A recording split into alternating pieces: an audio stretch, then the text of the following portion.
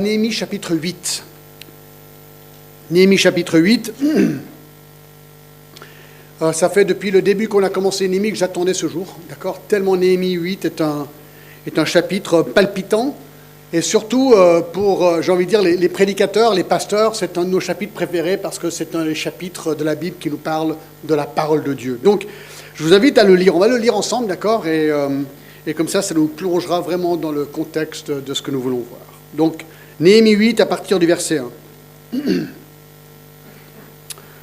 Alors tout le peuple s'assembla comme un seul homme sur la place qui est devant la porte des eaux. Ils dirent à Esdras le scribe d'apporter le livre de la loi de Moïse prescrite par l'Éternel à Israël. Et le sacrificateur Esdras apporta la loi devant l'assemblée, composée d'hommes et de femmes et de tous ceux qui étaient capables de l'entendre. C'était le premier jour du 7e mois. Esdras lut dans le livre depuis le matin jusqu'au milieu du jour, sur la place qui est devant la porte des eaux, en présence des hommes et des femmes et de ceux qui étaient capables de l'entendre. Tout le peuple fut attentif à la lecture du livre de la loi. Esdras, le scribe, était placé sur une estrade de bois, dressée à cette occasion. Auprès de lui, à sa droite, se tenaient Matithia, Shema, Anadja, Uri, Ilkija et Maaseja, et à sa gauche, Pedaja, Mishaël, Malkija, Hashum, Ashbadana, Zacharie et Meshulam. Esdras ouvrit le livre à la vue de tout le peuple, car il était élevé au-dessus de tout le peuple. Et lorsqu'il eut ouvert, tout le peuple se tint en place. Esdras bénit l'Éternel, le grand Dieu, et tout le peuple répondit en levant les mains, « Amen, Amen !» Et ils s'inclinèrent et adorèrent l'Éternel, le visage contre terre. Josué, Bani, Sherabia, Jamin, Akoub, Shabbetaï, Odija, Maaseja, Kelita, Azaria, Josabad, Anan, Paladja et les Lévites expliquaient la loi au peuple, et chacun restait à sa place.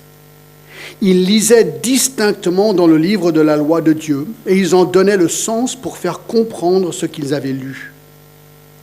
Néhémie, le gouverneur, Esdras, le sacrificateur et le scribe, et les Lévites, qui enseignaient le peuple, dirent à tout le peuple, « Ce jour est consacré à l'Éternel votre Dieu. Ne soyez pas dans la désolation et dans les larmes, car tout le peuple pleurait en entendant les paroles de la loi. » Ils leur dirent, « Allez, mangez des viandes grasses et buvez ce qui est doux, et envoyez des portions à ceux qui n'ont rien de préparé, car ce jour est consacré à notre Seigneur. Ne vous affligez pas, car la joie de l'Éternel sera votre force. » Les Lévites calmaient tout le peuple en disant, « Taisez-vous, car ce jour est saint. Ne vous affligez pas. » Et tout le peuple s'en alla pour manger et boire, pour envoyer des portions et pour se livrer à de grandes réjouissances, car ils avaient compris les paroles qu'on leur avait expliquées. Et bien que le Seigneur bénisse vraiment sa parole ce matin. Alors j'ai intitulé mon message « Apporte le livre ». Sous-titre « Les ingrédients essentiels d'un réveil ». D'un réveil. Alors je ne sais pas si vous êtes comme moi, mais on entend parfois dans les églises ce genre de langage que les gens veulent un réveil. Peut-être vous l'avez déjà dit aussi. On aimerait, Seigneur, voir un réveil. Et il y a un appel ou un désir ou un cri de vouloir avoir un retour à un réveil. Alors, je me suis posé la question, mais c'est quoi exactement un réveil ? On en veut un, mais c'est quoi un réveil ? Eh bien, il y a un certain Alec Rowland qui définit un réveil comme ceci. Un réveil, et je cite, « c'est un sentiment écrasant de la présence de Dieu qui tombe sur un chrétien qui est devenu mort et léthargique dans sa vie spirituelle et où sont ravivés dans sa vie les éléments normaux de la vie chrétienne qui ont été laissés de côté, ravivés avec zèle et passion. En fait, si c'est un réveil, ça veut dire qu'on s'est endormi. Et donc, on veut revenir à cet état de réveil qu'on a un petit peu perdu. Donc, un jour, apparemment, on peut dire, alors j'étais tiède, j'étais léthargique, et soudainement, mon zèle pour le Seigneur revient d'une vigueur que je ne connaissais peut-être pas avant. Ce même auteur, ayant analysé les réveils du passé, lui donne 7 caractéristiques à un réveil. Numéro 1, il y a une nouvelle foi sans question dans la parole de Dieu et un nouveau désir d'obéir la parole de Dieu. Donc numéro 1, c'est la parole de Dieu. Selon lui, numéro 2, il y a une nouvelle conviction intense de péché et un désir de vouloir revenir à la sainteté. Donc parole et péché. 3, l'adoration. Notre adoration devient vivante et fraîche et nouvelle. 4, selon lui, il y a un nouveau désir intense pour la prière. 5, il y a une nouvelle excitation pour servir le Seigneur. D'un côté, d'évangéliser les perdus et deuxièmement, de servir les uns les autres dans l'Église. 6, selon lui, il y a une renaissance de l'importance de l'amour fraternel. Et 7, il y a une nouvelle bataille lancée contre Satan et ses puissances maléfiques. Steve Lawson, dans son excellent message sur le sujet, dit ceci, et je le cite. Dubonnet, il cite un historien qui s'appelle Dubonnet, a dit ceci. « La seule véritable réforme est celle qui émane de la parole de Dieu. Ceci est vrai de la réforme du XVIe siècle qu'on a vu ici même à Genève. C'était une redécouverte de la parole de Dieu. La prédication biblique a bouleversé le monde. Il continue, c'est pareil en Angleterre. On a juste prêché la Bible. Il y a eu de grands réveils sous Jonathan Edwards et sous George Whitefield. La côte est des États-Unis fut électrifiée par la parole de Dieu. Tous les grands réveils ont été inaugurés par la prédication biblique. Tous les progrès de l'histoire de l'Église ont été conditionnés par une étude nouvelle et approfondie des Écritures.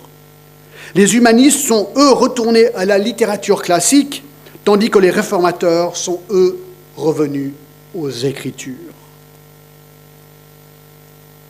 James Montgomery Boyce, encore des auteurs, pas mal d'auteurs anglophones, a dit ceci, et j'ai trouvé intéressant parce qu'il parle de notre ami Jean Calvin, ici à Genève, et il dit de Calvin, « Calvin n'avait autre arme que la Bible. » Dès le début, l'accent dans son ministère avait été mis sur l'enseignement de la Bible. Calvin a prêché la Bible tous les jours, une fois toutes les 2 semaines, et sous la puissance de cette prédication, la ville de Genève a commencé à être transformée. John Knox, c'était un réformateur écossais, est venu à Genève, 3 ans. Il était pasteur des Puritains, en fait, dans l'auditoire Calvin, juste à côté de la cathédrale. Et il est connu pour avoir dit ceci une fois qu'il a vu ce qui se passait à Genève à l'époque de Calvin. Je cite, « De la même manière que les habitants de Genève ont appris à connaître la parole de Dieu, ils ont été transformés et Genève est devenue l'école la plus parfaite de Christ depuis le jour des apôtres. » Il est venu, il a regardé Genève, il a dit « Voici l'école ultime de Jésus-Christ, Genève. » Waouh! J'ai quand même l'impression qu'en 500 ans, les choses ont un petit peu changé à Genève. Vous ne trouvez pas? Beaucoup même. Et pourtant, c'est ce qu'on disait de notre ville il y a 500 ans en arrière. Alors, voulons-nous un réveil? Ce serait super d'avoir un réveil, non? Mais si on dit ça, ça implique qu'on n'est pas réveillé. Ça veut dire qu'on est un petit peu endormi, d'accord? Alors, je ne sais pas où vous en êtes. Moi, j'ai dû m'examiner aussi, d'accord? Alors, je ne sais pas où vous êtes, mais la question aujourd'hui, c'est, Seigneur, est-ce que je veux te connaître plus?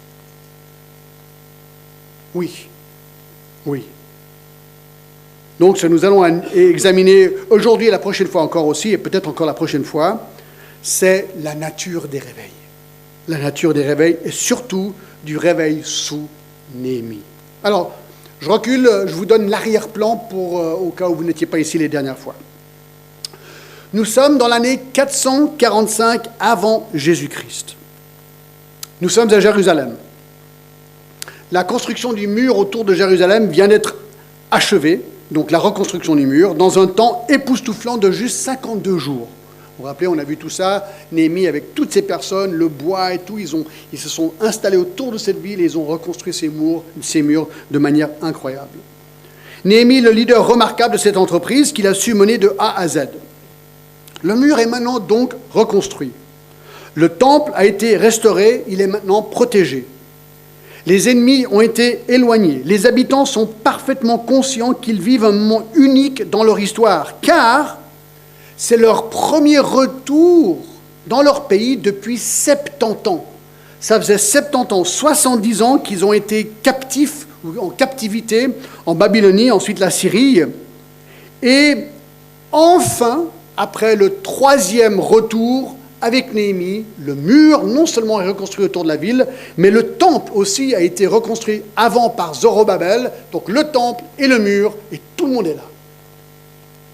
La nation entière se réunit donc pour célébrer la fête des tabernacles dans Jérusalem. Et s'il y a une chose que tout le peuple sait ce jour-là, c'est que leurs besoins, et ça c'est très important ce que je vais dire, d'accord ? Le peuple sait que leurs besoins est bien plus important que simplement un programme de construction. Vous savez qu'on peut dans nos églises, et nous on est dans un hôtel, donc ça on ne le sent pas trop nous, mais on peut rentrer dans les programmes de construction d'église. Alors c'est pas mal, il faut bien parfois les bâtiments, mais ça peut vraiment prendre le dessus. Et donc le peuple, bien qu'il y avait un programme, parce qu'il fallait reconstruire le temple et ensuite le mur, ils ont compris qu'il faut aussi un côté spirituel. Ce n'est pas juste des bâtiments. Non, ce sont des gens. Et là, il y a une immense foule. Et ils savent qu'ils ont besoin d'être infusés par la parole de Dieu. Et c'est justement au travers de la lecture et la prédication de la parole de Dieu que leurs âmes vont être enflammées pour le Seigneur et qui va leur permettre de croître dans la piété à laquelle Dieu les a appelés à vivre. Et donc, ce chapitre 8 de Néhémie est un de ces chapitres palpitants dans la Bible où nous voyons vraiment un peuple pas indifférent à la parole de Dieu. Et nous voyons aussi le rôle du prédicateur, celui qui va apporter la parole de Dieu à l'assemblée. Et en fait, ce que nous allons voir ici, c'est rien d'autre qu'un réveil spirituel, le genre de réveil spirituel auquel nous aspirons tous de voir. Et moi, j'ai toujours dit, au moins une fois dans ma vie, ce serait super de voir ça. Mais ça ne peut pas être concocté, ça ne peut pas être créé. C'est Dieu, à un moment donné, qui doit simplement faire son travail. Et ensemble, quelque part, on prend conscience, d'une manière qu'on ne l'a jamais su avant, de nous devant le Seigneur. Mais ça, on va le voir au fur et à mesure qu'on avance. Donc, dans ce chapitre et les chapitres qui suivent, eh bien, Néhémie nous décrit les ingrédients essentiels d'un réveil. Un réveil lié, bien sûr, à la Bible, à la parole de Dieu. Et ce matin, j'aimerais voir, on va voir si on y arrive les 4, parce qu'on va continuer. On va déjà en voir 5. 5 des premiers ingrédients essentiels d'un réveil. D'accord ? Numéro 1. Le premier ingrédient d'un réveil, je pense que vous le savez déjà, mais la tournure de cette phrase est très importante. Numéro 1, un appétit irrésistible pour le livre. Un appétit irrésistible pour le livre. Regardez le verset 1 de Néhémie 8. Alors, tout le peuple s'assembla comme un seul homme sur la place qui est devant la porte des eaux. Regardez maintenant. Ils dirent à Ezra, le scribe, d'apporter le livre de la loi de Moïse, prescrite par l'Éternel à Israël. Écoutez, mes amis, ce qui saute aux yeux de manière étonnante au verset 1 est de constater que le réveil commence avec le peuple. Il commence avec le peuple. Qui fait la demande pour que le livre soit apporté et prêché ? Le peuple. Oui, bien-aimés, c'est le peuple qui avait faim pour la parole de Dieu. C'est le peuple qui fait la demande ici. C'est le peuple qui voulait la parole, que la parole et rien que la parole. Le peuple, en fait, avait faim pour la prédication du livre. Alors, je ne sais pas si vous réalisez l'enjeu ici, ou ce qui se passe. J'ai consulté pas mal de commentateurs, et tous estiment que la foule est entre 40 et 50 000 personnes. Alors, deux indices nous le donnent. Chapitre 7, verset 66, l'assemblée tout entière était de 42 360 personnes, sans compter leurs serviteurs et leurs servantes, au nombre de 7 337. Parmi eux se trouvaient 245 chantres et chanteuses. Grand total, 49 697 personnes. Et ça, c'est sans compter les animaux. Verset 68, il y avait 736 chevaux, 245 mulets, 435 chameaux et 6720 ânes. Bon, je ne crois pas qu'ils sont là pour le réveil, d'accord, les animaux, je ne sais pas où ils sont. Mais au moins, on sait qu'il y avait, je ne sais pas si tout le monde était là, mais il y avait presque 50 000 personnes.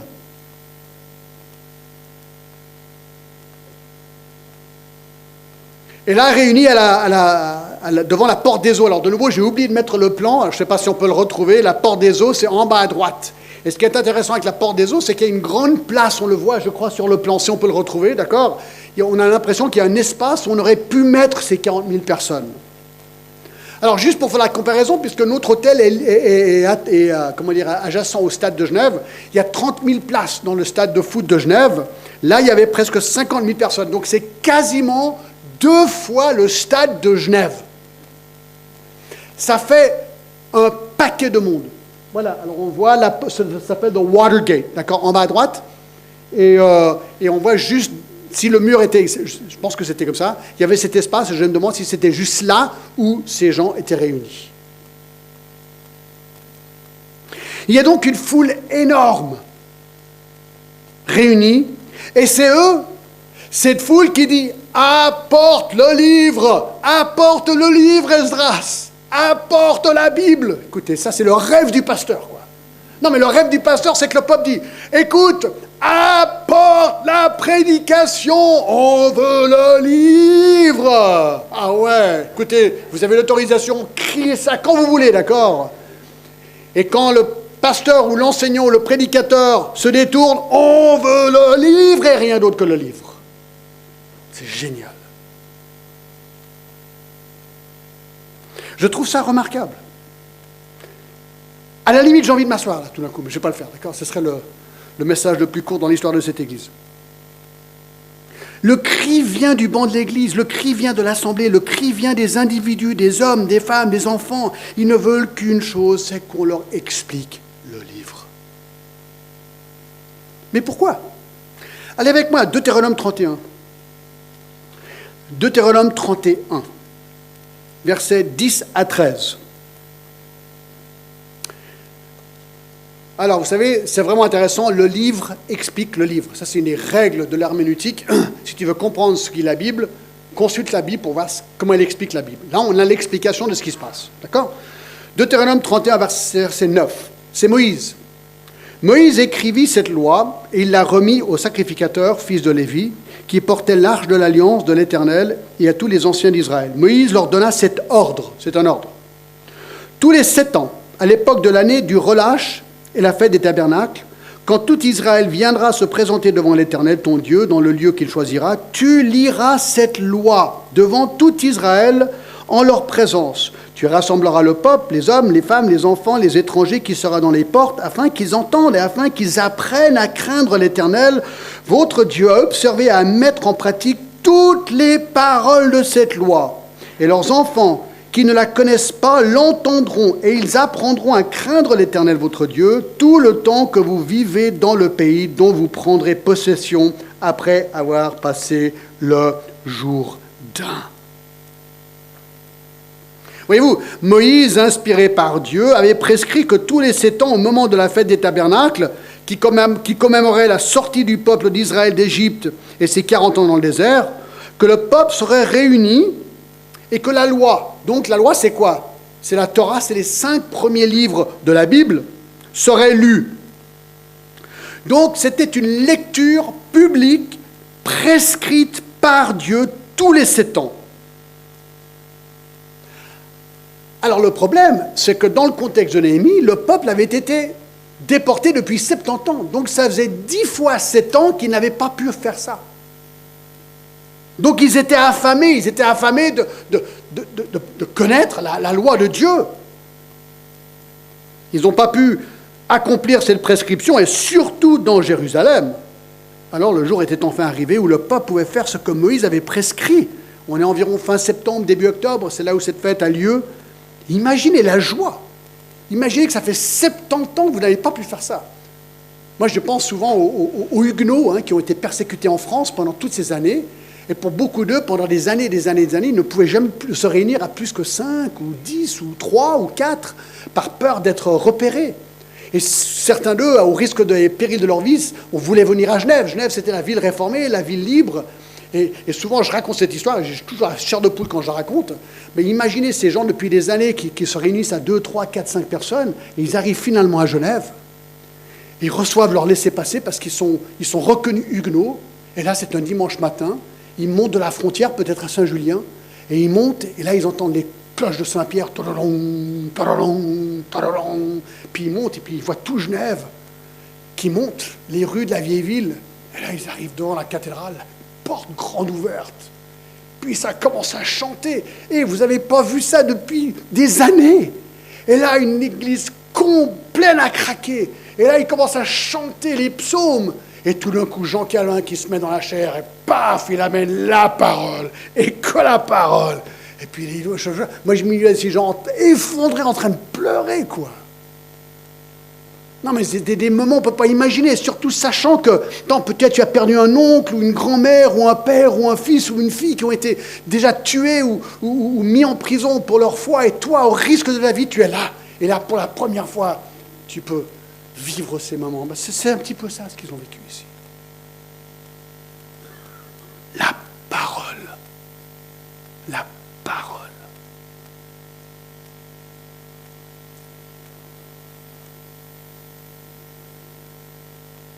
Alors tout le peuple s'assembla comme un seul homme sur la place qui était devant la porte des eaux et dirent à Esdras le scribe, « Esdras, Esdras, apporte le livre de la loi de Moïse. » Alors qui est Esdras?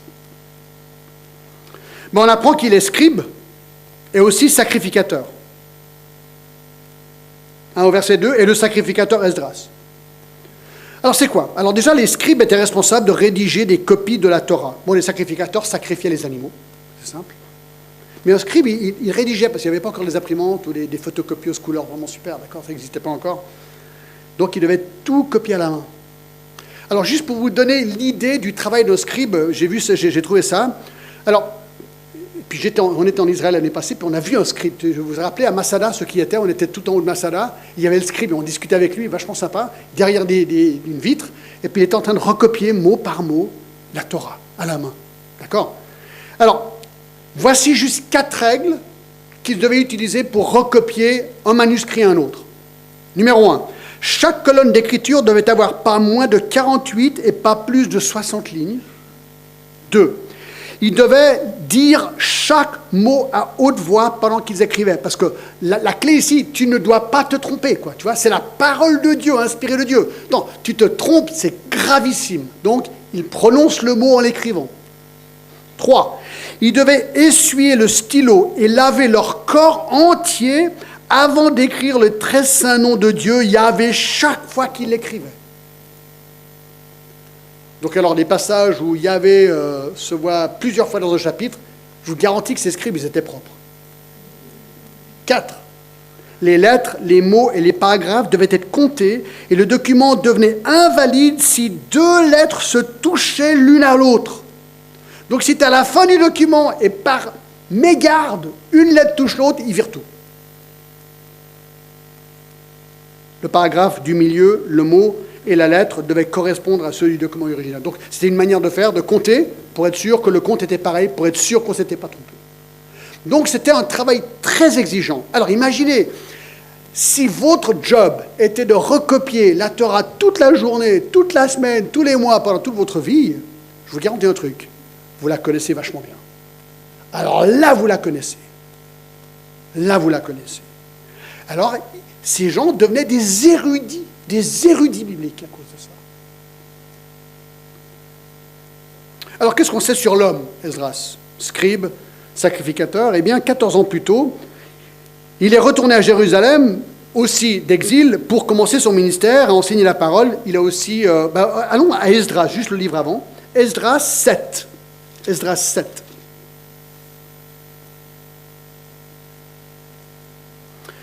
Le verset 6, d'accord? On apprend quelque chose sur lui. Alors, Esdras 7, verset 6. Cet Esdras vint de Babylone, c'était un scribe versé dans la loi de Moïse, donnée par l'Éternel, le Dieu d'Israël. Et comme la main de l'Éternel, son Dieu, était sur lui, le roi lui accorda tout ce qu'il avait demandé. Donc, comme Néhémie, il avait demandé au roi de pouvoir rentrer à Jérusalem et faire son travail de repeuplement d'Israël. Et alors, regardez verset 9 maintenant. Alors, ça encore, on arrive à des versets préférés des prédicateurs. Verset 9, il était parti de Babylone. Le premier jour du premier mois, il arriva à Jérusalem le premier jour du 5e mois. La bonne main de son Dieu étant sur lui, car, écoutez, Esdras avait appliqué son cœur à étudier, à mettre en pratique la loi de l'Éternel et à enseigner au milieu d'Israël les lois et les ordonnances. Alors, ce qui est intéressant ici, c'est que Dieu avait préparé Esdras depuis 14 ans pour ce jour et pour ce réveil. Et ce verset 10, il est fantastique dans Esdras 7, parce qu'on apprend que Esdras avait appliqué son cœur à étudier et à mettre en pratique la loi de l'Éternel et à enseigner au milieu d'Israël les lois et les ordonnances. Le mot hébreu pour appliquer décrit quelque chose d'établi, quelque chose de solide. Par exemple, le psaume 93, 1 dit « L'Éternel règne, le monde est ferme, il ne chancelle pas. » Et quand vous voyez les saisons passées là, hier soir je me suis réveillé ce matin vers les 5 heures, les oiseaux, mais c'est incroyable les oiseaux, c'est fort, hein, mais c'est beau, c'est vraiment beau. C'est beau, mais ça réveille quand même, d'accord? Non, mais c'est très très beau. Hein. Mais on voit que les saisons, c'est vraiment, voilà, c'est établi, on est dans un monde établi. Ben voilà le mot ici, d'accord? Établi de manière solide. Ne chancelle pas. C'est l'idée. Il a, donc Esdras, fermement décidé avec son cœur d'étudier, de mettre en pratique et d'enseigner. C'est une décision ferme, nette et claire. Je vais étudier ce livre, je vais appliquer ce livre et je vais enseigner ce livre. Voilà la vie d'Esdras. Voilà la vie d'Esdras. J'étudie, j'applique, j'enseigne. J'étudie, j'applique, j'enseigne. En fait, c'est ce que nous devrions tous faire, n'est-ce pas? Absolument.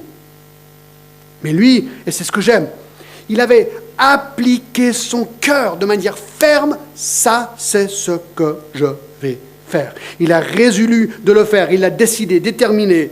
Et ça, c'est le secret du succès de cet homme, de ce scribe, de tout prédicateur, en fait, et de tout chrétien. De mettre son cœur et de se dire, voilà, je vais utiliser mon énergie pour étudier, appliquer et enseigner la parole de Dieu. Et donc on peut dire, s'il y a une chose qui caractérisait Esdras, c'était bien la parole de Dieu. J'ai envie de dire que c'était un homme du livre. L'homme du livre.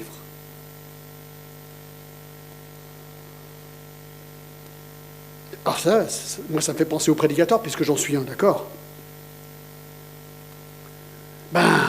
Il faut travailler. Il faut travailler. C'est comme pour tout. Ne pensez pas qu'un sermon surgit automatiquement des pages des Écritures. Ne pensez pas, comme dans certains milieux, que le Saint-Esprit nous révèle ce qu'il faut dire quelques minutes avant de monter dans la chair. Je vais simplement laisser l'Esprit m'inspirer, ce serait super. Alors, attention, il nous inspire, mais c'est pas comme ça que ça marche, d'accord? Non, ça c'est certainement une des manières de se tromper, juste laisser l'Esprit, parce que c'est pas ce que Esdras a fait. Esdras a étudié la loi de Dieu.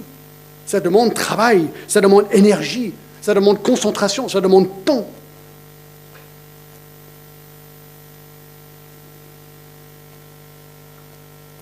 Le mot étudier veut dire chercher à acquérir la connaissance de quelque chose, chercher à comprendre par un examen. Si vous avez tous, je pense que vous avez tous été à l'école, je vais vous poser une question. Vous avez aimé l'école quand vous étiez petit? Alors vous allez peut-être dire, ouais, il y avait des trucs sympas. Tout? Non. Au fait, est-ce que vous savez pourquoi on est obligé d'aller à l'école? Vous avez déjà posé la question? C'est encore un truc de Genève, d'accord? Si vous allez au mur de la Réforme, 1536, c'est la date, le 21 mai, où Genève a voté la réforme. Et bien, sur le mur de la réforme, c'est marqué en bas, et ce jour-là, l'instruction a été décrétée obligatoire à Genève. Avant ça, c'était aléatoire. On peut avoir des tutors, mais tu n'étais pas obligé. C'est Genève, en 1536, qui a rendu l'éducation des enfants obligatoire pour tout le monde. Donc je dis aux enfants, quand je fais les tours de la réforme, que si tu n'aimes pas l'école, tu peux blâmer Genève. D'accord ? C'est toute leur faute. C'est les réformateurs. Mais ça a changé le monde aussi, ce côté de l'éducation. D'accord ? Et donc, étudier, c'est compliqué, c'est dur. C'est pour ça qu'on est obligé d'y aller, parce que c'est bon pour nous, mais c'est dur d'étudier. Il faut se concentrer. Mais voilà ce que les scribes faisaient. Ils étudiaient, ils appliquaient leur cœur, c'était une décision. Ils enquêtaient de manière minutieuse la loi de Dieu. C'était comme un mineur à la recherche de pépites d'or. Il creuse et il creuse et il creuse pour trouver ses trésors. La semaine dernière, on m'a invité, j'étais orateur à Berlin. Il y a un des versets qu'on m'a demandé, on m'a imposé un verset, c'était vraiment bien. Bon, c'était du travail, d'accord. C'était 2 Timothée 2,15. Qui dit ceci, 2 Timothée 2,15. « Efforce-toi de te présenter devant Dieu comme un homme éprouvé, un ouvrier qui n'a point à rougir, qui dispense droitement la parole de la vérité. » Ça implique, ce verset, je ne vais pas te donner tout mon message, mais ça veut dire qu'on peut dispenser de manière droite la parole de Dieu, ou, c'est quoi l'opposé de droite ? Tordu la parole de Dieu. On peut la donner de manière juste et droite, ou de manière tordue et fausse. Alors, comment on fait pour la différence ? Un des secrets, c'est ce qu'on est en train d'apprendre ce matin. Efforce-toi de te présenter devant Dieu comme un homme éprouvé, un ouvrier qui n'a point à rougir, qui pense droitement à la parole de la vérité. Il y a un effort, on est ouvrier, et on doit présenter ça devant Dieu. On doit être convaincu que c'est la parole de Dieu, et on veut avoir que la pensée de Dieu, pas la pensée de l'homme. Vous dites, ouais, mais comment on fait ? Comme dans tout, il y a des règles. Il y a des règles d'interprétation. Ça s'appelle les règles de l'herméneutique. Allez, je vous donne un cours, 30 secondes, d'accord ? Il y a 2 types de règles pour l'herméneutique. Premièrement, il y a les règles générales de l'herméneutique. Par exemple, la règle de l'inhérence. La parole est sans erreur. La règle de la simplicité. Globalement, la Bible est simple à comprendre. Il faut juste découvrir la simplicité. 3. L'interprétation littérale. On commence toujours avec une interprétation littérale. Vous dites, ouais, mais tout n'est pas littéral. C'est vrai. Quand la Bible dit que les arbres applaudissent le Seigneur, tu dis, un arbre, il n'applaudit pas. On est d'accord, donc il y a un symbole. Mais on commence toujours avec une interprétation littérale. L'intention de l'auteur, c'est ce qu'on cherche. Dans les études bibliques, c'est souvent, selon moi, le texte, il veut dire, oui, non, mais selon moi, oui, mais tu sais, alors moi, je pense que, alors, je comprends, on le fait tous, mais c'est pas comme ça qu'on interprète la Bible. La question, c'est, qu'est-ce que Dieu dit ? Qu'est-ce que l'auteur pensait ? Moi, ce que je pense, à la limite... on peut tous avoir une interprétation différente, donc il faut appliquer ces règles, d'accord ? Il y a la signification unique du texte. Chaque texte a une interprétation juste. La signification des mots, la signification de la grammaire, le contexte, les références parallèles, toutes ces choses, ce sont les règles qu'il faut appliquer. C'est pour ça que Esdras a dû étudier. Il y a aussi les règles d'herméneutique particulières. Il y a plusieurs genres dans la Bible. Par exemple, il y a du narratif. Là, on est en train d'étudier du narratif, c'est une histoire. Mais aussi la poésie, par exemple, comme dans les psaumes. Il y a les livres de la sagesse, comme Proverbes. Il y a les épîtres pastorales. Il y a les prophéties ou des textes apocalyptiques. Tout ça, ça se traduit de manière différente. Donc tout ça, ça montre, ce que je suis en train de dire ici, c'est que ça demande du travail. Ça demande du travail. Et ce que j'aime beaucoup avec Esdras, une fois qu'il a étudié son texte, qu'est-ce qu'il fait avec ? Esdras s'est dit, avant de l'enseigner, qu'est-ce qu'il a essayé de faire ? De l'appliquer à lui-même. Alors ça, c'est la partie la plus difficile. MacArthur, il disait toujours, mon plus grand problème dans le ministère, c'est que je débite tellement d'informations dans mes prédications que j'arrive pas vraiment à suivre dans mes applications. Et j'ai compris ce qu'il disait, c'est-à-dire qu'il y a tellement dans la parole de Dieu, c'est dur d'être toujours à la hauteur de toute application de tout. C'est quasi impossible, et c'est pour ça qu'on se sent tout petit devant la parole de Dieu. Ça, c'est sûr et certain. Et ensuite, et c'est qu'après qu'il l'enseignait. Alors, ce que je trouve intéressant avec tout ça, mes amis, On est encore au verset 1, mais ne vous en faites pas, on a 3 semaines pour faire tous nos points. Pourquoi c'est intéressant? Parce que Néhémie, et surtout ici Esdras, était connu. Il était connu comme un homme du livre. Et qui est-ce que ces 40 ou 50 000 personnes appellent? Esdras, viens et apporte le livre. Apporte le livre. Donc c'est le peuple, mes amis, en fait, qui a un appétit irrésistible pour la loi de Dieu. Et ils veulent l'entendre. Et ça, je trouve vraiment, vraiment beau. Donc, voici le premier point. Voici le premier ingrédient d'un réveil, un appétit irrésistible pour le livre. Numéro 2, une proclamation robuste du livre. Une proclamation robuste du livre. Ce qui est intéressant avec le chapitre 8 de Néhémie, c'est que tout tourne autour, compliqué, tout tourne autour du livre, de la parole de Dieu. Et en fait, regardez ce qu'un prédicateur doit faire, d'accord? Et c'est ce qu'on le voit ici. 6 choses. Premièrement, il apporte le livre. C'est tout bête, hein, mais regardez. Alors, verset 2. « Et le sacrificateur Esdras apporta la loi devant l'assemblée, composée d'hommes et de femmes et de tous ceux qui étaient capables de l'entendre. » C'était le premier jour du 7e mois.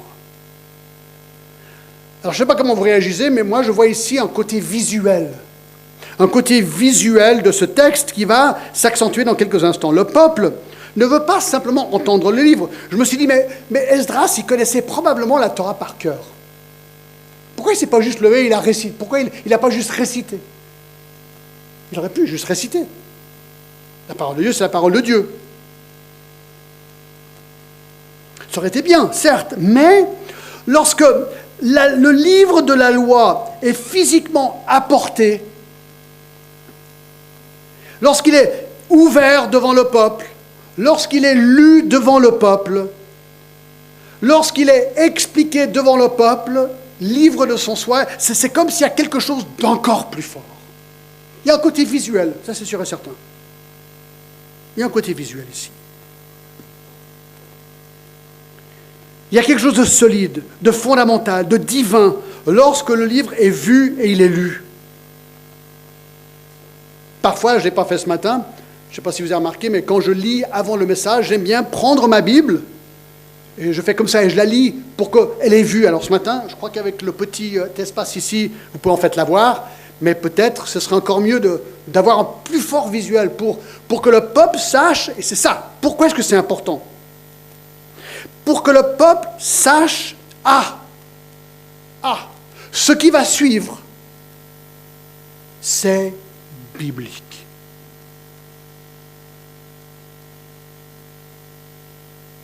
Ce que nous sommes en train d'entendre, c'est Dieu et sa parole, lu par un homme, d'accord.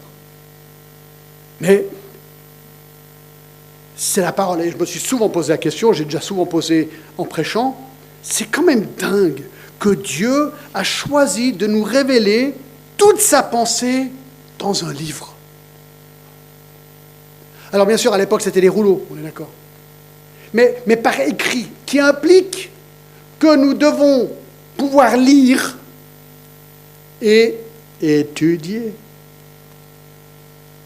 Mais je trouve ça quand même marrant, vous ne trouvez pas? Regardez voir, toute la pensée de Dieu, qui a une sagesse infinie, tout ce dont on a besoin est là. Dans un livre. Je me dis, c'est quand même incroyable. Toute la vie contenue dans un livre. Quelque part, ça devrait être hyper motivant de le connaître, ce livre. Si ce livre me donne la pensée de Dieu par rapport à tout ce dont j'ai besoin pour pouvoir vivre ma vie. Et donc, de voir le livre lu ajoute un sérieux au moment. Et surtout, à l'époque, vous savez, aujourd'hui, c'est quand même compliqué. Enfin, on a des privilèges. Tac, Ah, ma Bible. Quelle version, quelle langue? Tac, tac, tac, tac. En 3 clics, t'as tout, quoi, en fait, aujourd'hui. Alors, est-ce que ce serait pareil si j'ai, voilà, ouvrons, non. Cliquons sur le chapitre 3 de Néhémie, lisons. Alors, ça passe, mais c'est quand même un peu différent, vous n'êtes pas d'accord? Alors maintenant, ils vont me dire, ouais, John, t'es un vieux gars, ouais, c'est vrai que je suis vieux, j'ai 61 ans, mais il faut être moderne. Alors, je ne suis pas contre les téléphones, j'en ai un, et la Bible, c'est vraiment utile, et on peut faire des recherches, et trouver le grec et l'hébreu. En 3 clics, tu as tout ce que tu veux, c'est très bien dans les études bibliques, parce que tu ne peux plus te tromper. Tu as 10 personnes qui vérifient, d'accord? Donc, tu es obligé d'être juste aujourd'hui, donc ça, c'est très bien. Mais il y a quelque chose, n'est-ce pas, dans le visuel du livre, comme Dieu l'a communiqué.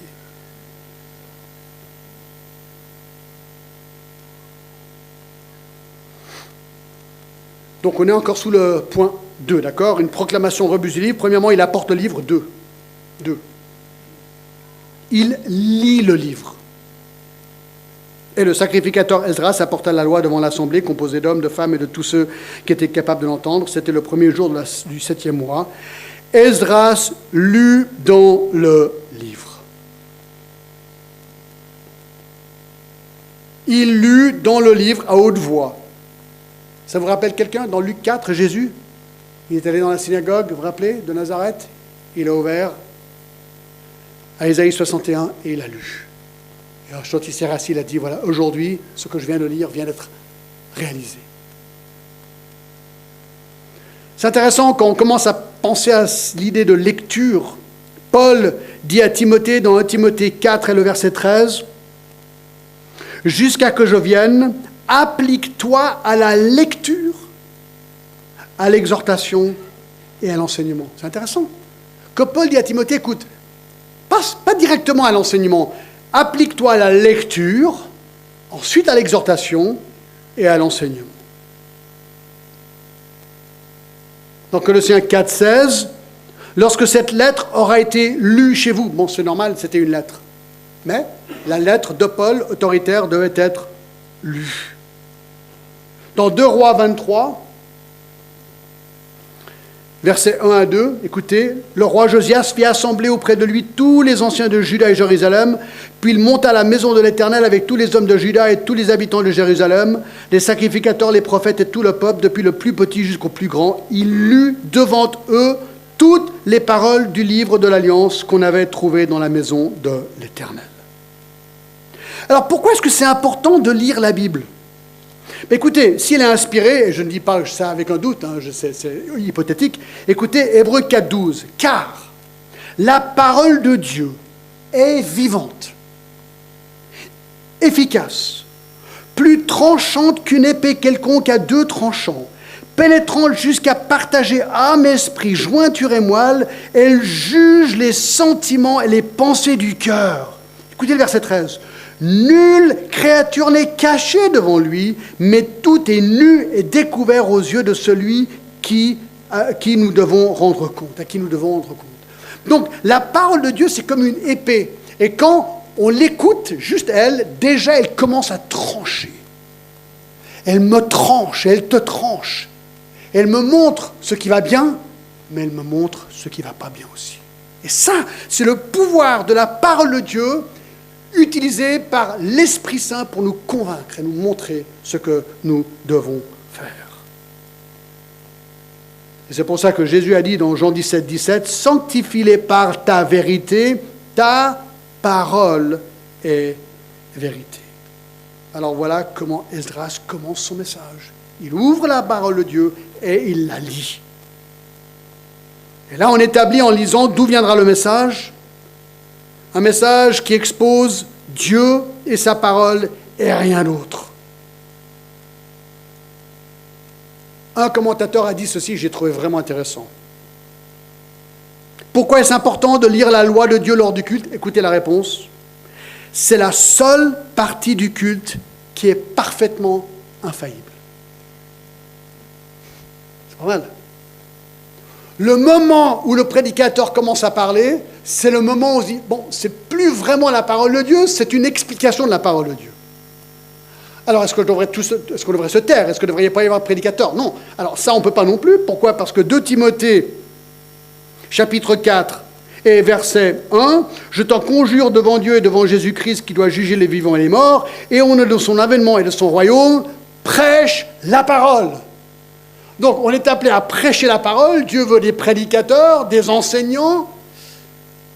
Mais on prêche quoi? La parole. La parole. Et ça, c'est ça le travail et le défi du prédicateur. Est-ce que ce que je dis est vraiment biblique ou est-ce que j'essaie de forcer des trucs? Ça, c'est la clé, mes amis. 3. Il prend le temps adéquat pour le livre. Écoutez, c'est incroyable. Regardez encore le Néhémie 8, là. Je n'ai pas encore lu la deuxième partie du verset 3. Esdras lut dans le livre depuis le matin jusqu'au milieu du jour sur la place qui était devant la porte des eaux. Alors, faisons un petit calcul. On sait qu'il devait lire la Torah, ça fait les premiers 5 livres de la Bible. Genèse, Exode, Lévitique, Nombre, Deutéronome. Alors j'ai vérifié, pas en lisant moi-même et en faisant un timing, mais on peut trouver maintenant sur Google tout ce qu'on veut, d'accord? Le lecteur type lit environ 300 mots par minute. Cela veut dire que cela prendrait environ 5 heures et 34 minutes pour lire la Torah en entier, donc les 5 premiers livres de la Bible. Et ça colle parfaitement avec ce qu'on voit dans le verset 3, d'accord? Presque 5 heures. Et ce qui est intéressant ici, c'est que le temps n'est pas compté. Imaginez, mes amis, la foule au verset 2 et 3, hommes, femmes et tous ceux qui étaient capables de l'entendre. Donc on a l'impression qu'il parle d'enfants ici. Il y avait femmes, hommes, femmes et enfants. Et regardez la fin du verset 3. Ils ont écouté pendant 5 heures, mais regardez, sur la place qui était devant la porte des eaux, en présence des hommes et des femmes, et de ceux qui étaient capables de l'entendre, tout le peuple fut attentif à la lecture du livre de la loi. Allez voir. Imaginez, écoutez quelqu'un lire pendant 5 heures et être attentif pendant 5 heures. Tout le monde. Moi, je sais que c'est déjà compliqué pendant 45 minutes. D'accord? C'est pour ça d'ailleurs que beaucoup d'églises ont décidé d'opter pour des messages beaucoup plus courts. Moi, je ne sais pas du tout la moyenne de la longueur des messages dans les églises aujourd'hui à Genève, mais moi, je vous parie que c'est 20 à 25 minutes, grand maximum. 47 minutes, tu es malade, 1 heure, c'est complètement la folie. Pourtant, Calvin prêchait pendant 1 heure. Alors, on me dirait, tout le monde ne prêche pas comme Calvin. Peut-être, mais ça crée la réforme. Et il prêchait tous les jours. Et ce qui est marrant à Genève, c'est qu'on était obligé d'aller au culte tous les jours. Je ne sais pas si ça passerait très bien aujourd'hui, ça, d'accord?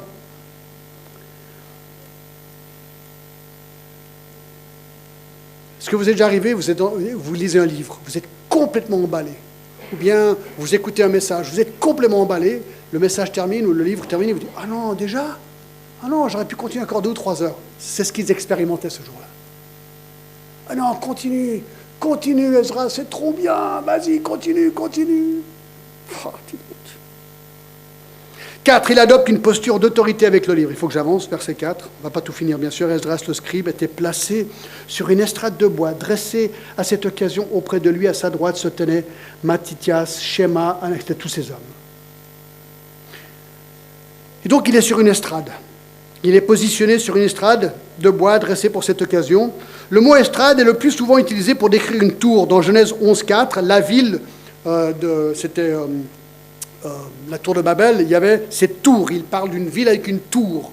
Alors, je ne pense pas qu'elle était sur une tour. Il y avait une estrade et peut-être aussi un pupitre, bien sûr, d'accord, où les gens pouvaient l'entendre mieux et aussi pouvaient voir visuellement et entendre ce qui se disait avec la porte, avec la parole de Dieu. Si vous avez vu de nouveau dans la cathédrale Saint-Pierre, vous verrez que cette chaire a été montée en hauteur sur le pilier vers le devant à gauche de l'église. Et au-dessus, alors vous savez qu'il y a un petit toit au-dessus de la chaire. Alors, ce n'est pas décoratif, ça c'est le haut-parleur de l'époque. C'est pour que ta voix rebondisse et ensuite que les gens puissent mieux t'entendre. Alors à cette époque, je ne sais pas s'il y avait un rebondisseur ou pas, mais bref, il parlait à 40 ou 50 000 personnes. C'est pas rien. Le but ici, c'est qu'il fallait que le peuple puisse entendre la loi et entendre le sermon. Martin Lloyd-Jones était un autre prédicateur anglais, excusez-moi. Et une des premières choses, nous dit-on, qu'il a fait lorsqu'il est arrivé dans son église, c'est qu'il a fait boulonner sa chair au sol de l'église pour que personne ne puisse la déplacer. Pour dire aux gens, écoutez, ici, c'est la parole et rien d'autre, on ne va rien faire d'autre. Boulonner par terre, là où elle devait être. J'ai trouvé assez intéressant. Donc, il adopte une posture d'autorité avec le livre, d'accord? En hauteur avec le livre. Et 5, il s'entoure de témoins du livre. Au verset 4, il y a tous ces noms un petit peu bizarroïdes qu'on arrive à de la peine à prononcer. Mais ce qui est intéressant, c'est qu'il y a 14 personnes à côté d'Esdras, 7 à droite et 7 à gauche, d'accord? Et ce qu'on voit ici, c'est qu'Esdras travaille en équipe. Il travaillait en équipe. Il n'était pas solo. Il y avait une solidarité dans la direction spirituelle du peuple. Écoutez, j'ai trouvé ça intéressant. Ils sont 15 sur cette estrade pour un peuple de presque 50 000 personnes. Quelque part, je me dis, c'est pas beaucoup. 15 personnes, apparemment, alors on peut quand même rajouter Néhémie, mais 15 personnes pour mener un peuple de 40 personnes, c'est pas beaucoup. Et ça répond à la question, mais alors combien d'anciens faut-il dans une église? En fait, il n'y a pas vraiment de règle. Ici, ils étaient 15 pour 50 000, c'est pas beaucoup. C'est pas beaucoup. Mais apparemment, c'était assez. Bon, il y avait en plus les Lévites, c'est vrai, au verset 7, il parle des Lévites. C'était comme les diacres ou les diaconesses, si vous voulez, d'accord? Enfin, pas vraiment, mais juste pour faire le parallèle. Bref, ce qu'on voit, c'est qu'il n'est pas solo, il est avec ces autres personnes sur l'estrade, d'accord? Nous sommes d'accord, nous sommes solidaires, nous sommes ensemble. Et le verset 5, regardez ce qu'il dit. Esdras ouvrit le livre à la vue de tout le peuple, car il était élevé au-dessus de tout le peuple, et lorsqu'il eut ouvert, tout le peuple se tint sur place.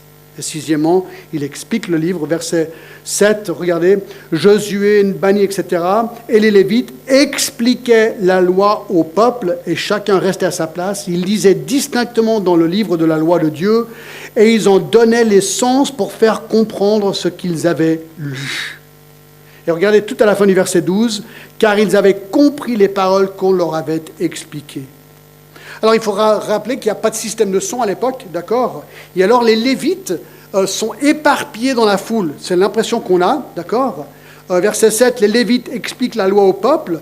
Verset 8, ils lisaient, ils en donnaient le sens pour faire comprendre ce qu'ils avaient lu. Verset 13, le second jour, tous s'assemblèrent auprès d'Esdras, le scribe, pour entendre l'explication des paroles de la loi. Alors qu'est-ce qui se passe ici? Certains Lévites aident Esdras à faire comprendre les Écritures au peuple. Il y a certainement 2 choses qui se passent. Premièrement, une traduction. Suite à l'exil de 70 ans, beaucoup ne connaissent pas l'araméen, la langue des Assyriens. Donc, il y a aussi une traduction à faire. Il fallait prendre la Bible qui était en hébreu, la Torah, et l'expliquer en araméen, la langue du peuple. Donc, il y a une traduction. Je crois qu'il y a quelqu'un ici déjà, j'ai vu, ils sont en train de traduire ce que je dis en anglais pour qu'ils puissent le comprendre. Ça, c'est une traduction. D'accord ? Mais il y a apparemment aussi une explication, verset 8, où ils en donnaient le sens. Et verset 12, car ils avaient compris les paroles qu'on leur avait expliquées. Donc il y a traduction, mais aussi explication. Expliquer le but, l'intention du livre de la loi. Il fallait comprendre les mots, mais aussi le sens de l'auteur, et que l'auditeur puisse comprendre ce que l'auteur voulait comprendre. Et c'est ce qu'on apprend avec Esdras. Esdras étudiait pour enseigner. Donc, c'était une manière d'expliquer la loi de Dieu. Et voilà, c'est ça une prédication. C'est quoi une prédication? Une prédication, c'est de prendre le texte et l'expliquer aux gens pour qu'ils le comprennent dans leur langue, dans leur culture, dans leur manière de voir les choses, mais toujours de comprendre quelle est l'intention de l'auteur dans le texte de la Bible. Ça, c'est le travail qui n'est pas toujours facile, parce qu'on a envie de l'appliquer avant de l'étudier. Ça, c'est la tendance qu'on a. Et ça, bien sûr, ça prend du temps. Alors, mes amis, je crois qu'on va s'arrêter là pour aujourd'hui, parce qu'on a encore la Sainte Seine. Mais j'espère que ça nous donne déjà un premier élan sur ce que Dieu a pour nous pour ce texte d'aujourd'hui. Alors, j'aimerais vous montrer quelque chose avant de passer à la Sainte Seine. Parce que là, on a parlé du livre. Apporte le livre. Eh bien, il y a quelques années en arrière, j'étais en train de donner un tour de la Réforme, j'étais au mur de la Réforme, et j'expliquais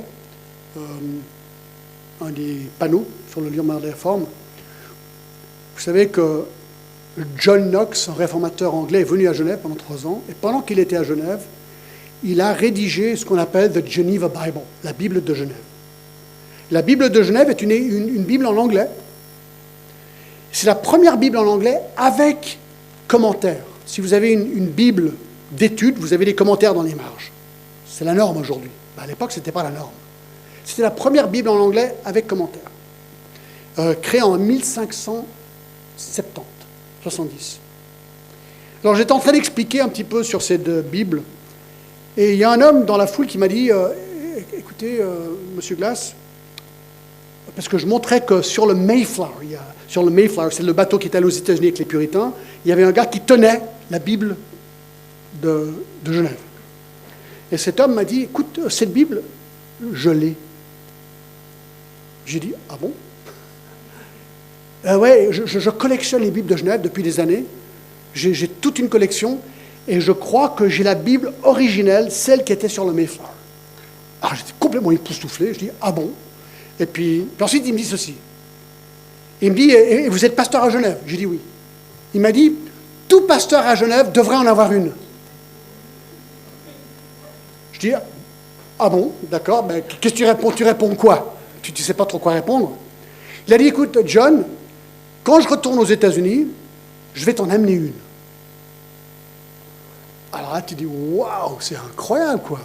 Et ensuite, il m'a dit, je vais t'en donner une, et chaque fois que tu fais un tour de la Réforme, j'aimerais que tu la prennes, que tu leur montres, que tu leur permettes de la toucher, et de mettre leur doigt dans ces pages. Parce qu'à l'époque de la Réforme, d'avoir une Bible comme celle-là, c'était ta mort. Et donc, je l'ai amenée. La voilà. Elle est en parfait état, elle date de 1608, donc elle a exactement 418 ans. D'accord? Elle est en parfait état. Alors, je vais vous laisser, vous pouvez la toucher, aucun problème, d'accord? Alors, je vous montre deux trucs, faites un petit peu attention quand même, d'accord? Mais vous allez voir des taches dedans, parce que c'est des taches de bougies. Pas du café Starbucks, d'accord? Vous verrez qu'il y a des notes. Vous verrez qu'il y a derrière des chants, des cantiques. C'est une Bible complète. Une Bible complète. Et en la touchant, rappelez-vous, mes amis, qu'aujourd'hui, sur votre iPhone, vous pouvez avoir accès à des centaines de Bibles sans aucune crainte. Mais à l'époque, une Bible comme ça, déjà, il fallait la payer très cher. Mais deuxième fois, tu étais mort. Et voilà pourquoi les gens fuyaient, venaient à Genève, une ville libre, où ils pouvaient avoir la Bible et l'étudier. Donc même ce qu'on est en train de faire aujourd'hui, mes amis, de pouvoir ouvrir la parole de Dieu, de pouvoir l'enseigner avec pleine liberté, c'est un privilège et une grâce. Et mes amis, combien de gens ne sont pas morts pour nous permettre aujourd'hui d'avoir ce livre?